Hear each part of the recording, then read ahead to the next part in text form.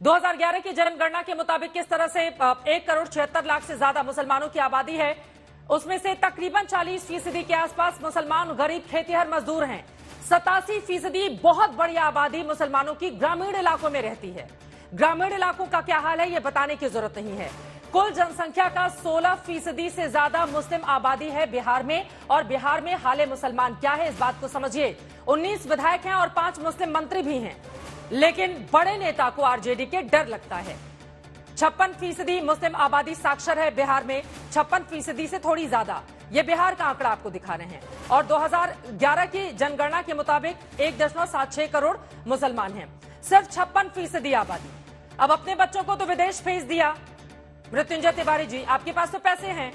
सिद्दीकी जी ने बड़े गर्व से बताया उन्होंने कि हमारे दोनों बच्चे विदेश में पढ़ते हैं इस कॉलेज में, और अब देखिए आपके प्रदेश का क्या हाल है। ये चीजें तो नजर नहीं आती आप लोगों को। मृत्युंजय तिवारी जी, बिहार में ही हालत सुधार लेते मुसलमानों की और एक रोल मॉडल रखते देश के सामने।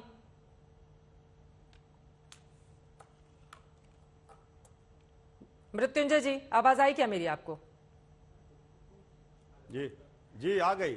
मैं सवाल पूछ रही हूं कि अब्दुल बारी सिद्दीकी साहब इस तरह का बयान दे रहे हैं, हमने तो आंकड़े रख दिए ना सामने कि बिहार में क्या आंकड़े हैं, कैसे खेतीहर मजदूर वहां पर ज्यादा हैं।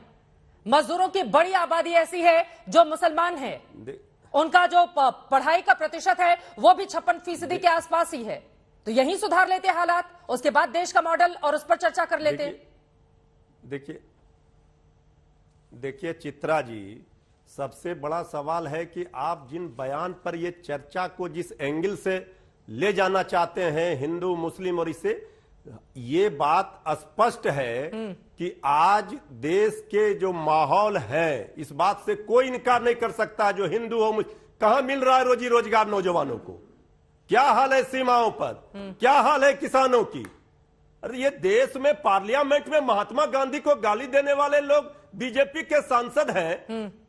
ये दुर्भाग्यपूर्ण स्थिति है, राष्ट्रपिता गांधी जी को गाली दी जा रही है। हाँ। ये अगर कोई कह रहा है तो उनकी गंभीरता को समझने के अलावा बजाय आप इसको हिंदू मुस्लिम का रंग देना चाह रहे हैं। अरे उन्होंने जो कहा है वही रंग दे रहे हैं। सिद्दीकी साहब लाइव डिबेट हो रही है ना, किसी से भी बड़े देशभक्त है। हाँ, उनके देशभक्ति पर तो सवाल खड़ा नहीं किया जा रहा है। इसलिए हम सवाल देश को लेकर वो खड़ा करके चले गए ना। अरे सवाल देश को लेकर, उनके देशभक्ति छोड़ दीजिए, वो तो देश पर सवाल खड़े कर रहे हैं ना कि देश का माहौल एक गड़बड़ हो गया है। देशभक्ति तो छोड़िए आप, हिंदुस्तान के ऊपर अगर कोई सवाल खड़े करेगा, इतनी बड़ी आबादी, दुनिया का सबसे बड़ा लोकतंत्र है ये, सरकार पर है। बीजेपी का कहाँ नाम लिया उन्होंने? उनका सवाल बीजेपी का कहाँ नाम लिया उन्होंने?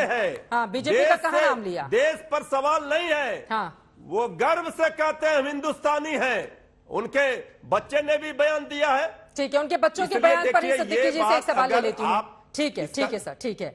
सिद्दीकी साहब, आपके बच्चों ने मना कर दिया है कि कहां रहना है, क्या करना है, इसका फैसला वो खुद ही करने वाले हैं। तो कुल मिलाकर सियासी चश्मे के मद्देनजर ये बयान दिया गया ना आपका कि थोड़ी राजनीति चमका ली जाए और देश में माहौल बना दिया जाए। ये सबको डर लग रहा है। नहीं, हम बता रहे हैं, हम अगर जानते कि इतना सीरियसली कॉग्निजेंस आप लोग हमारे बयान को 10-15 दिन के बाद लेने वाले हैं, तब तो जैसे बनावटी बहुत सारे लोग बोलते हैं वैसी बनावटी बोल के निकल जाते हैं। हमने वहाँ इंटेलेक्चुअल्स की मीटिंग थी, चेयरमैन काउंसिल भी थे, बहुत सारे नेता थे, एक चीफ मिनिस्टर थे, कई लोग थे। सब लोगों ने वर्तमान परिस्थिति के हिसाब से अपनी अपनी बातें रखी। हाँ। उसी में मुझको भी मौका दिया गया, तो मैंने भी अपनी बातें रखी। और मैंने एक उस 45 साल से आप सत्ता में हैं सिद्दीकी साहब, तो ऐसी परिस्थिति बन रही है कि बहुत तकलीफ से कहना पड़ रहा है कि भाई बाहर नौकरी कर लो। अरे क्या परिस्थिति बन रही है? मिले तो आप जैसे इतने मजबूत नेता के लिए भी आप ये कह रहे हैं कि इस तरह की परिस्थिति बन रही है। बेटी हमारे पास रहे। हाँ, मैं ये सवाल आपसे पूछ रही हूँ, 45 साल से आप लगातार सियासत कर रहे हैं, 45 साल से राजनीति में हैं। इसके पहले तो कभी इस तरह का बयान दिया नहीं गया आपकी ओर से। कई बार बिहार के भी हालात खराब होते रहे, देश के भी हालात खराब होते रहे। अचानक से ऐसा लग रहा है कि आपकी नींद टूटी और इस तरह के बयान के साथ आप देश के सामने आ गए हैं। अपनी सियासत चमकाने की कोशिश ही तो है ना सिद्दीकी साहब। देखिए बात असल क्या है ना कि और देश ना इससे बदनाम आप लोग होगा। साफ साफ पूछ रहे हैं ना साफ साफ हम बता रहे हैं, ठीक है, कि ये कौन कहता है कि साहब कुछ लोगों में दहशत पैदा नहीं हुई है? ये कौन कहता है कि साहब कोई मामूली सा काम करने के लिए जाता है कुछ आदमी तो अपमानित नहीं होना पड़ता है, उसको अपने जात और धर्म से जो है उसको पुकारा नहीं जाता है। ये सच्चाई है। कौन करता है? नेता ही लोग करते हैं ना। अब हम तो कह रहे हैं कि इससे बड़ी सच्चाई क्या होगी। हाँ। कि जो बयान हमने दिया तो हमारे बयान का काट आप अपने विचार से काट करेंगे। उसका एक लाइन में क्या बयान दिया? इनको पाकिस्तान भेज दिया जाए, बीजेपी नेता ने कहा। यही है। हमने कहा कभी भी हमारा मकसद घृणा द्वेष पैदा करने का नहीं है।